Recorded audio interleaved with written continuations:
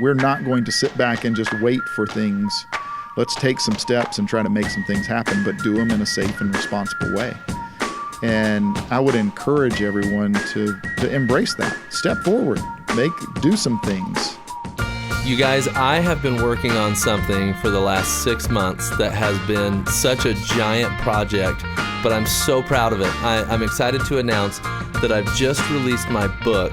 It's called Touch Points, and it's the Destination Marketer's Guide to Brand Evaluation and Enhancement.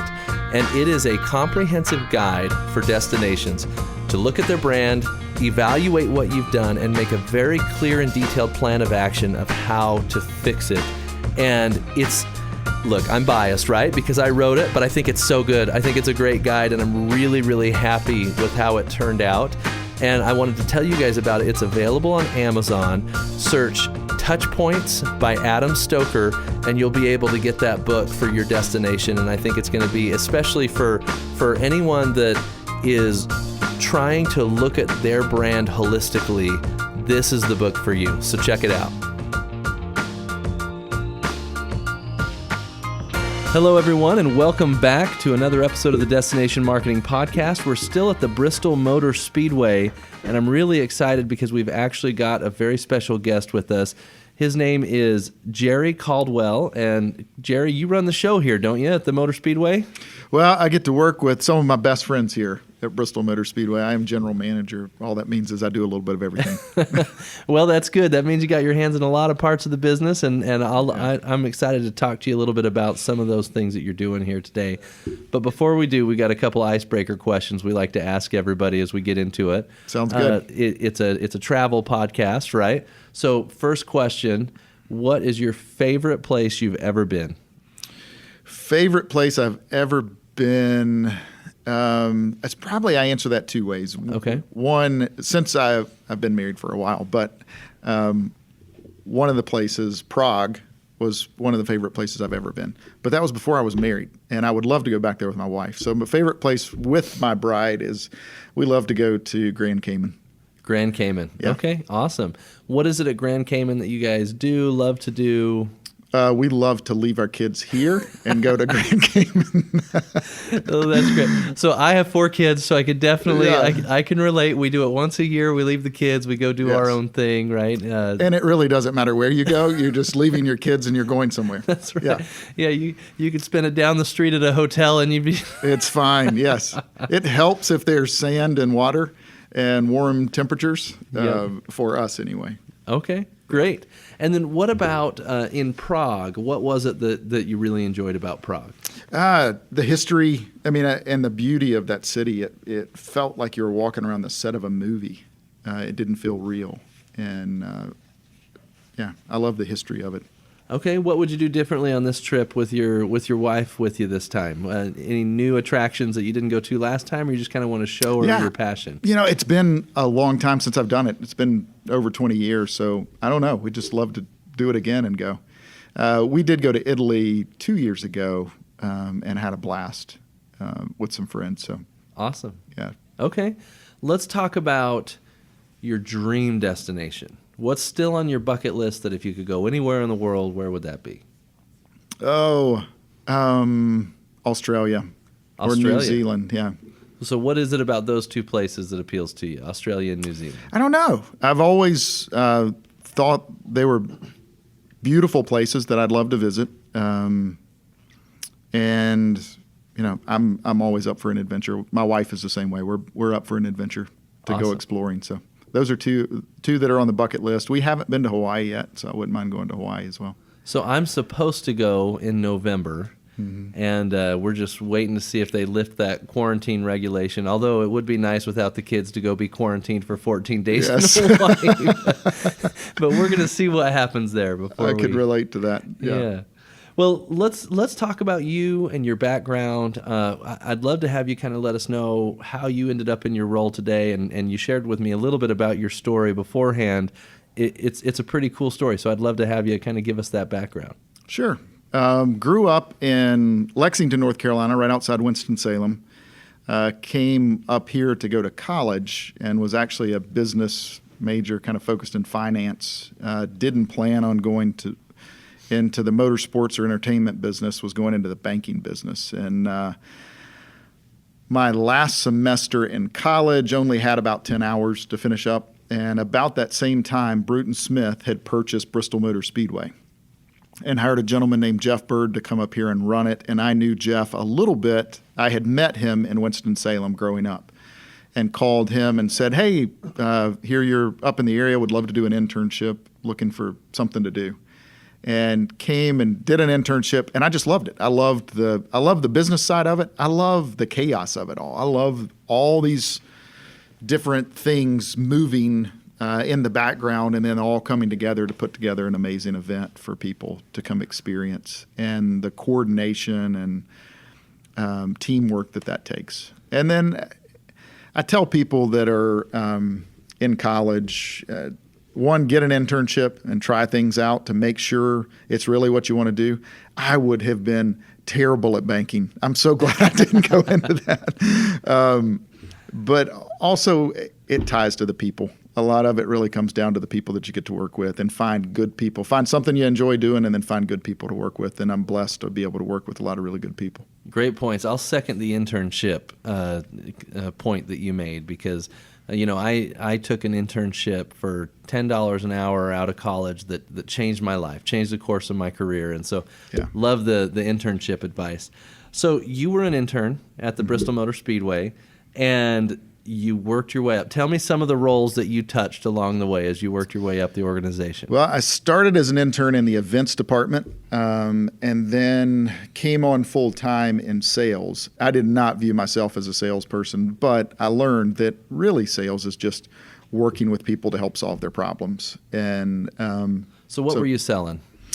So anything to corporations on this property. So large blocks of tickets, suites, signage, event day experiences, those types of things. Great. And stayed in that for several years, and then moved to VP of sales, so kind of over that department. And then from there moved on to general manager. Okay, great. Yeah. And what was the time span between when you started as an intern and became the general manager? A little less than 15 years, so 13 years. 13 years. Started in 97, became general manager in 2010. Okay. Yeah. All right, so you've been here 23 years. Yeah. I just did that math in my head. Are you Attaboy. proud of me? Yeah. That's one of my greatest accomplishments right there, is Yeah. adding those numbers together. But so in 23 years, I'm sure you've seen a lot of change here within the organization. You've been actually through two previous major economic situations, including 9/11 and then the Great Recession in 2008, 2009, and then obviously COVID hit. I'd love to hear maybe how those crises before helped prepare you to understand how to tackle, and we'll talk about how you've tackled COVID in just a moment, but how you felt like that prepared you. I think it goes back to working with great people. Working with great people that can be honest with each other, can share their thoughts. And then we're fortunate to work for a great family and have a good owner that will empower the people at his facilities to say, go make the right decision, do the right thing. But it really requires that team, that great group of people sitting down and being honest with each other and saying, okay, what are we facing? Let's be real with what's coming, and then how are we going to address it? And sometimes it results in really, really hard decisions. Sometimes they're within your control, and sometimes they're not within your control. But you have to be honest with yourself, do the hard thing, and keep in mind that you're trying to protect the whole. You've got to keep the core intact so that this organization can continue to function down the road. Yeah.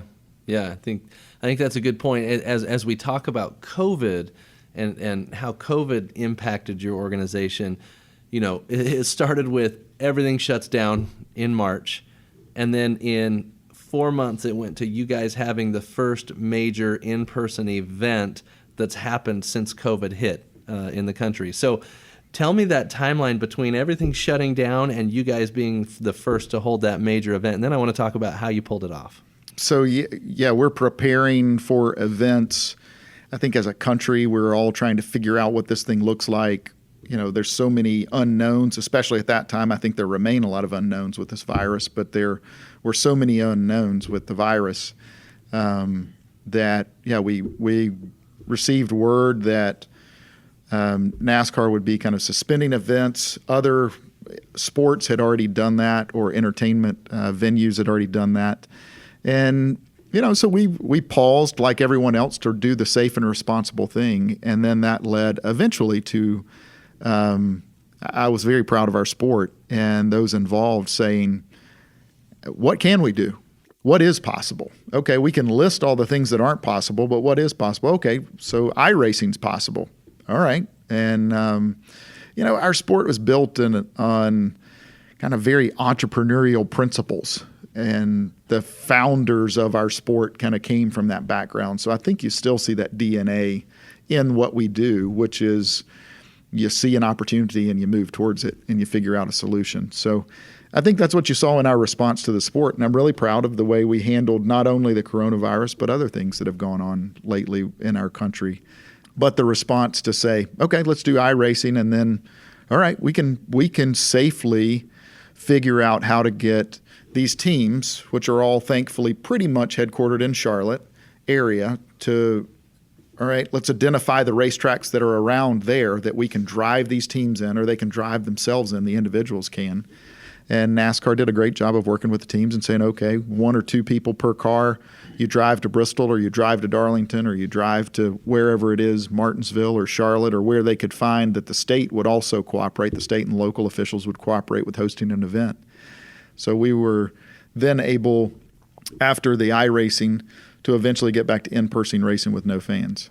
Great. Mm-hmm. So as you guys were deciding whether or not to have that event, especially because this was just a couple weeks ago, right, that you guys had this major event? July, yeah. In July. Oh, so it was a couple months ago. So there had to have been some people that thought, hey, let's do it. Some people thought, hey, let's not do it.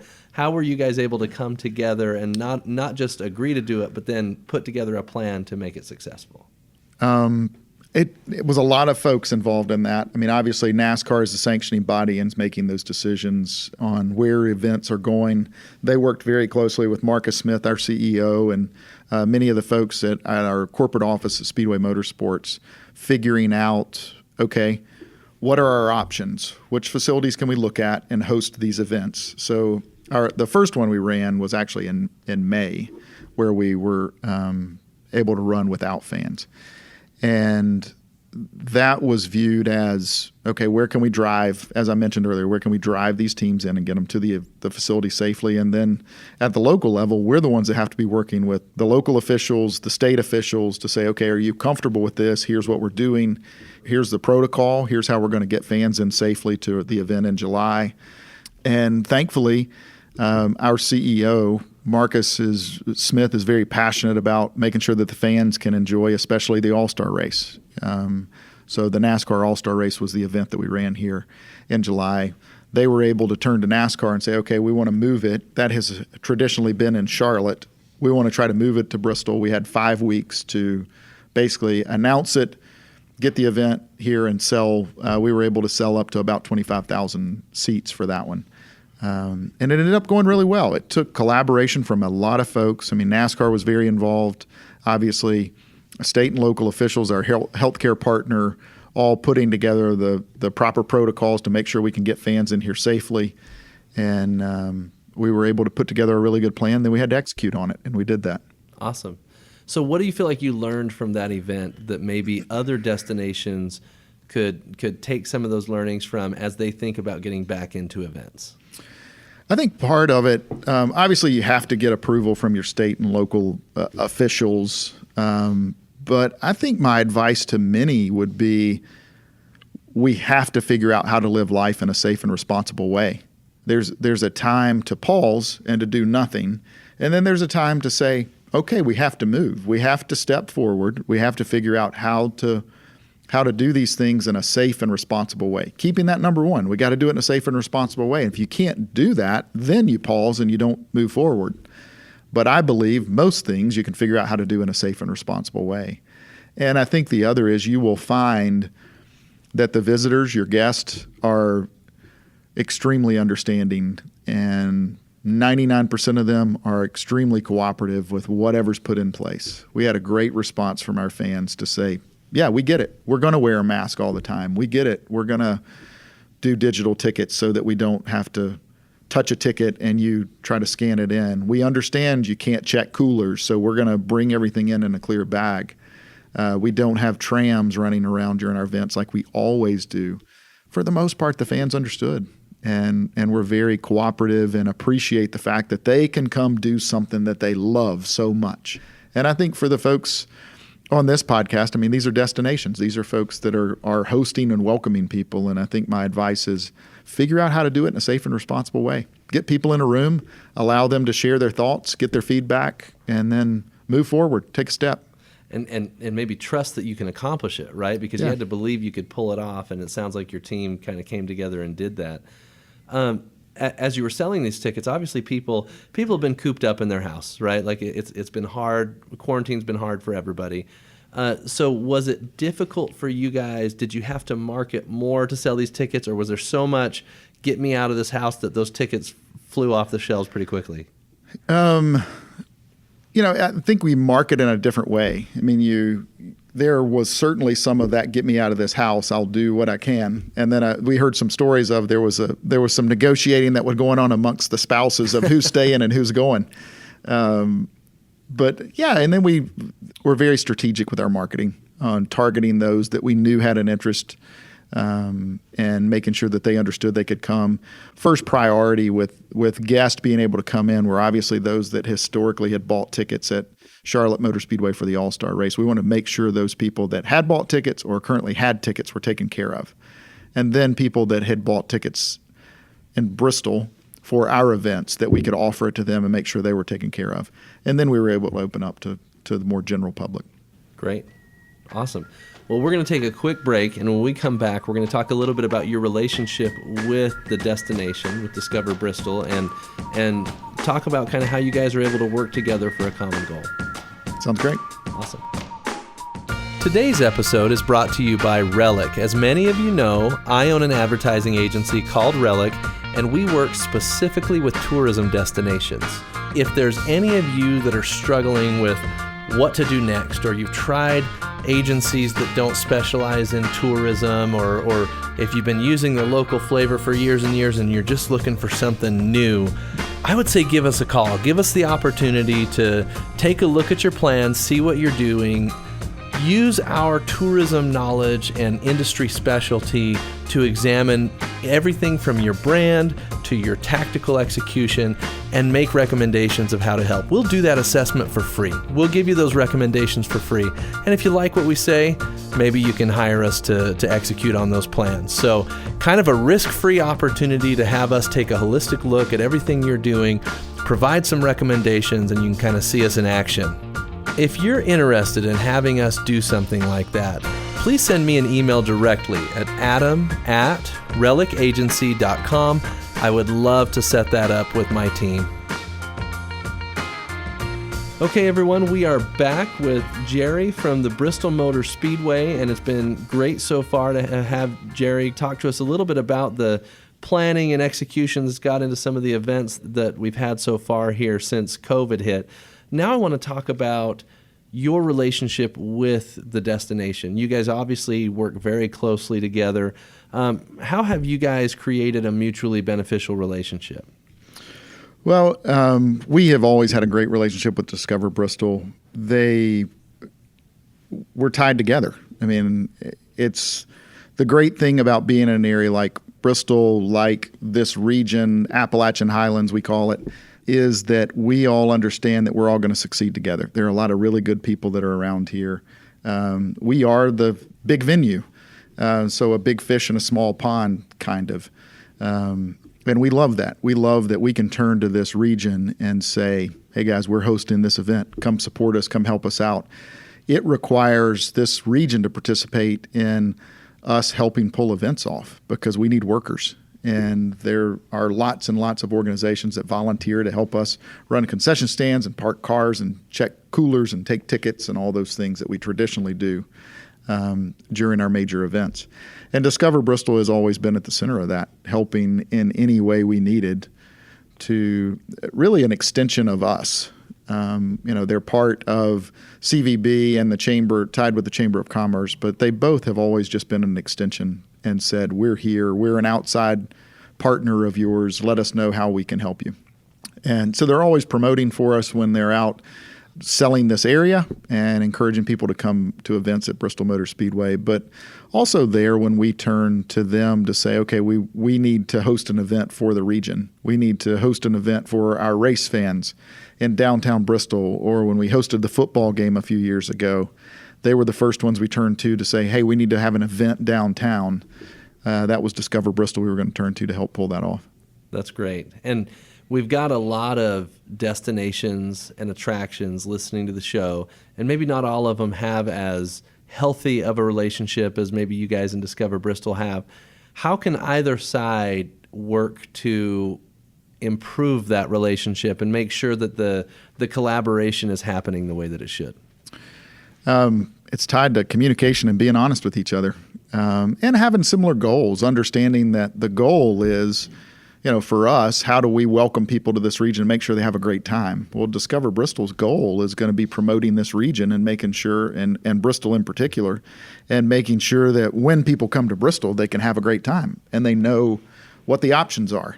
So I would think that my encouragement to those that aren't fortunate to have a great relationship like we are, really it's sitting down and identifying the goals, understanding what the objectives are, what people are trying to accomplish, and then being honest with each other, and then making sure that there's consistent communication. Because the other thing that happens is life happens, and we all start living life, and we get in our little bubbles and our lane and stay there, and we forget about the person down the street that may very well be pulling in the same direction. And if we can get together, it can amplify the efforts. Yeah. As far as communication goes, I even saw an example of that prior to this interview where, you're planning a race here in a few weeks, and in 10 days, I think. And yeah. You Discover Bristol is on the call. You guys are planning together on the call, and I think including each other in the conversation is such a critical piece.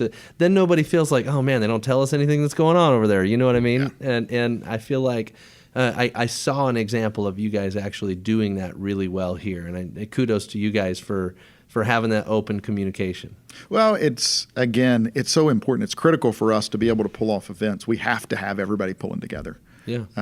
And thankfully, we have a lot of great partners in this region that all get it and are willing to play nicely and make sure that we put our best foot forward, because we're going to put Bristol on the map. We're going to put this region on the map on a national stage for this event. How do we make sure that we do that with the best light? Great. Let's talk about customer experience and maybe the various types of events that you guys have here. Tell me what you guys do to ensure that the fans that come to your events here have an incredible time. Well, our chairman, Bruton Smith, and our CEO, Marcus Smith, remind us all the time, we work for the race fans. They're the ones, Bruton and Marcus may sign our checks, but they're only able to sign a check because the race fans are coming. So never forget that we work for the race fans. So putting yourself in that person's shoes. And it's not that they get to come to your facility. They're willing to come to your facility or to your market. And how can you make that, all those touch points, as smooth as possible? I think it's tied to asking for feedback and then listening and responding to that feedback. Don't just send out the survey and then let it go into email land. Sit down with the group, make sure everyone that again is involved in that and has those touch points, that they're all seeing that feedback and that they're all putting action steps on how are we really going to address these things. Some of them are difficult, but being honest about that, like, hey, there's not a lot we can do about whatever that thing is, but we hear you and we're trying, and if you have ideas, let us know. We found that always works with our race fans and our guests that come here is be open and honest, listen to the feedback. Some of it you're not going to like, but it's still really important that you hear it. Several years ago, we started a thing called the Fan Advisory Board, and put together a group of people that are from different walks of life, and they're also from different sections within our facility during our races. So some have different needs than others. Some may have really expensive seats. Some may have cheap seats. Some may have accessible needs, all those things. And we try to meet with them on a regular basis, especially after events, and say, okay, give us real feedback. What'd you like? What didn't you like? And if you get the right people on those organizations, those boards, you can really learn a lot, and they can help you so much. A fan board. Mm-hmm. I love that. So, there's all kinds of events out there in destination marketing, right? Whether it's a corporate event or whether it's a leisure event or a concert or the festival that Leah was talking to me about earlier. Right. So I've never heard of a fan board or a visitor board or anything like that, and I love it because you're obviously getting people that are passionate enough about what you do that they're willing to share and help you make it better because they want it to be better. How did you guys go about putting that together? What was the process for building that? Well, it was a guy that worked here. It was his idea, and he really owned it, and then obviously support from all of us to participate. I think you have to make it to where people feel valued and they feel like their time is really making a difference. People want to be part of something bigger than themselves. That's nothing new. We know that now. Yeah. How do you make them feel even more a part of that and then really learn from it? I mean, surveys are great, but you know how surveys can be influenced by, did they get it before the event? Did they get it after the event? What else was going on in their lives? This allows you to have a smaller group. It could be 30, 40, 50 people, but still relatively speaking, a smaller group that can give you some real feedback. We've found it valuable also to share ideas with them. Hey, we're thinking about doing this. What do you think?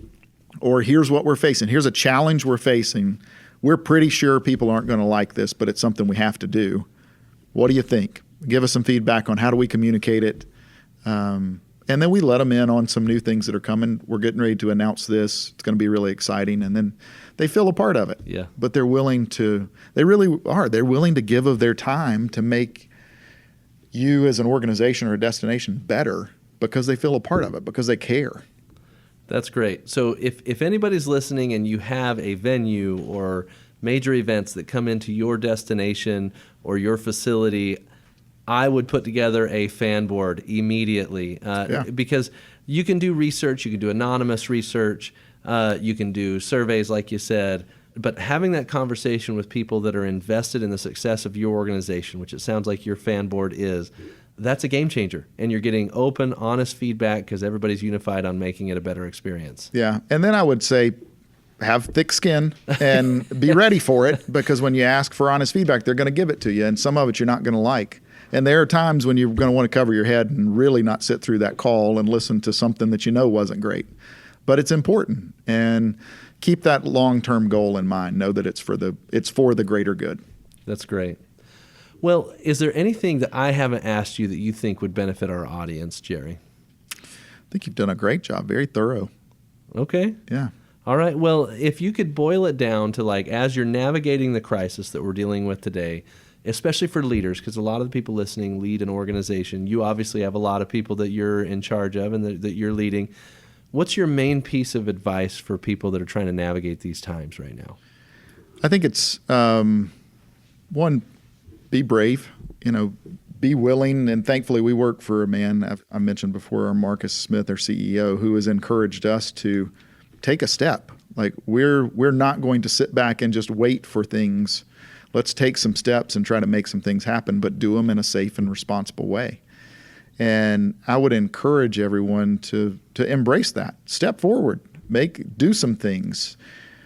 The tourism industry and the destinations, they're the ones that make things happen. They're the ones, it's what people want right now. They want to get out, enjoy things, do those things they miss and they love.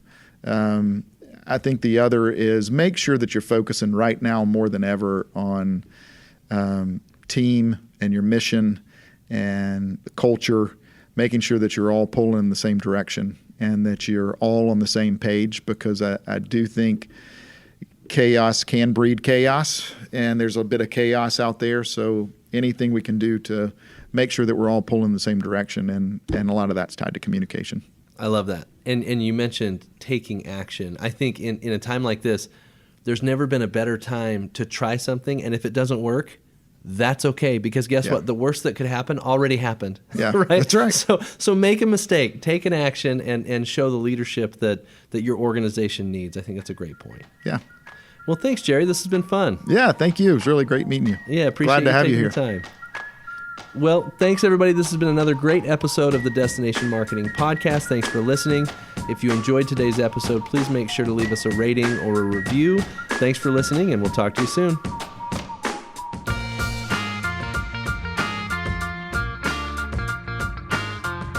Okay, everybody, we've been talking about recovery for a while now, and my team at Relic has been working on recovery campaigns for several destinations over the last couple of months. They've actually developed a pretty amazing, we'll call it an algorithm, to know when it's safe to do acquisition marketing in a market. And so what I mean by that is you've got government regulations, you've got how is the virus affecting that market, whether there's been a decrease in cases or a decrease in deaths in that market.